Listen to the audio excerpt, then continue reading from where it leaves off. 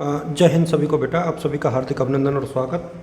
और ये बहुत छोटा ही वीडियो मैं बनाऊंगा। समाजशास्त्र के महान सिद्धांतकार, ध्यान रहे आपका जो फर्स्ट सेमेस्टर है वहाँ पर तीन जो है समाजशास्त्रियों के नाम दिए गए हैं, कार्ल मार्क्स, ऑगबर्न और पी सोरोकिन। देखिए ये तीनों ही विचारक ऐसे हैं जिन्होंने सामाजिक परिवर्तन और विकास की प्रक्रियाओं को समझने के लिए सिद्धांत दिए हैं।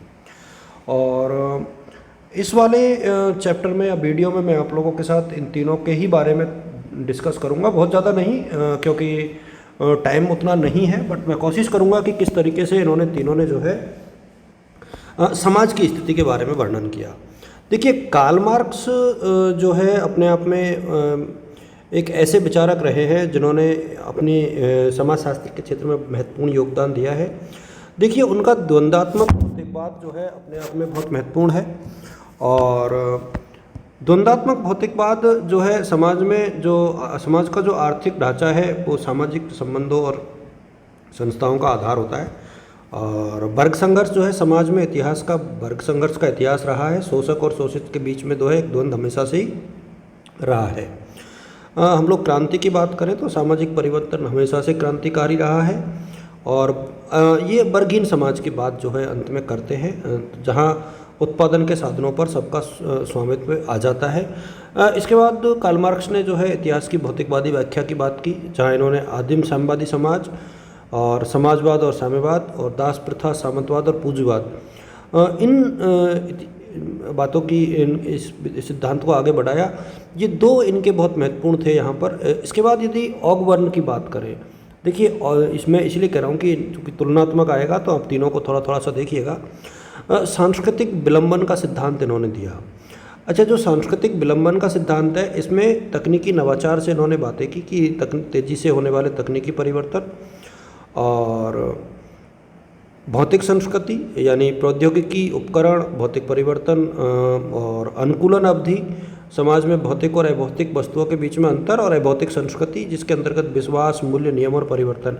देखिए ऑगबर्न का जो सांस्कृतिक विलंबन का सिद्धांत है वो बताता है कि तकनीकी परिवर्तन सामाजिक संस्कृति तकनीकी परिवर्तन जो है सामाजिक संस्कृति से तेज़ी से होता है। उनके अनुसार समाज की भौतिक संस्कृति यानी प्रौद्योगिकी और उपकरण जो है ये वहाँ के जो अभौतिक संस्कृति है ना उससे तेज़ बदलती है, ये इन्होंने कहा। अच्छा, यह असंतुलन जिसे सांस्कृतिक विलंबन कहा जाता है, मतलब सामाजिक समस्याओं और तनावों का कारण बनता है। ऑगबर्न यह मानता था कि समाज को इस अंतर को कम करने और सामाजिक अनुकूलन की प्रक्रिया में तेज़ी लाने की आवश्यकता है। देखिए बहुत महत्वपूर्ण है, मैं आपको बताऊं, ये आपको देखना चाहिए।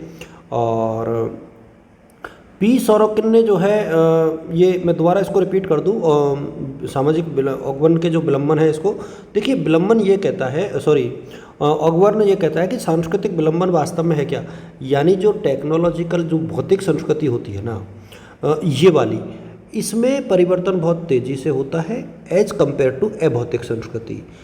ये आप लोग ध्यान रखना।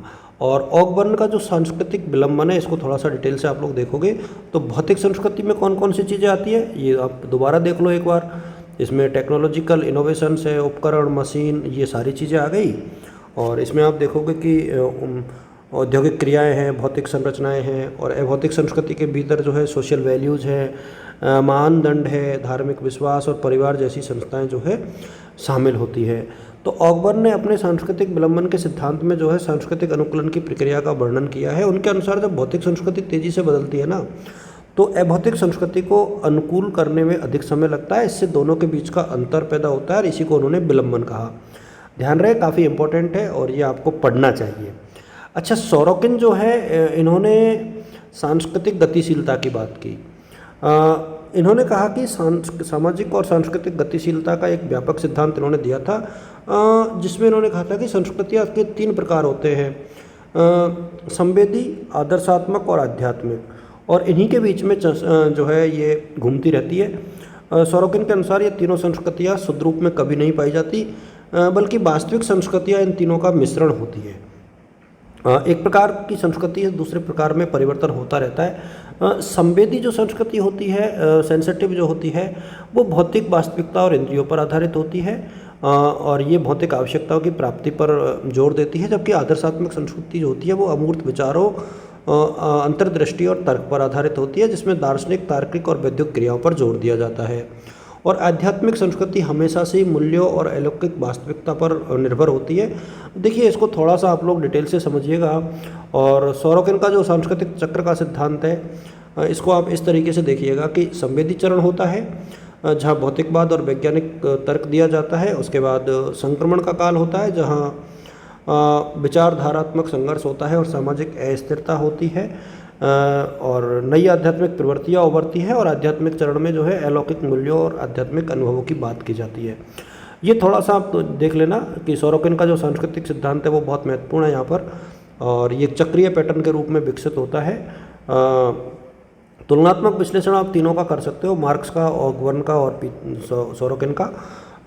ये स्क्रीनशॉट लेकर के यदि आप इसको एज इट इज़ लगा देते हो, लिख देते हो, तो डेफिनेटली आपका जो आंसर है वो बहुत इफ़ेक्टिव बन जाएगा और जो अच्छे मार्क्स है वो मिलने की संभावना आपको रहेगी।